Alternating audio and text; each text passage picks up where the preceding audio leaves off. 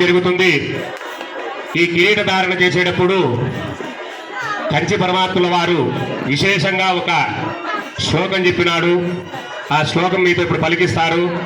దయచేసి అందరూ రెండు చేతులు జోడించి స్వామివారు చెప్పే శ్లోకాన్ని పలికి అందరూ బాగుండాలా, అందులో మనం ఉండాలని కోరుకొని మీ యొక్క మనసులో కోరికలు కోరుకొని ఈ సంవత్సరం అంతా సస్యశ్యామలుగా ఉండి ఆ రామచంద్రుల వారి ఆశీర్వాదముతో మంచి శుభ ఫలితాలను కొలగాలని మనస్ఫూర్తిగా కోరుకోండి.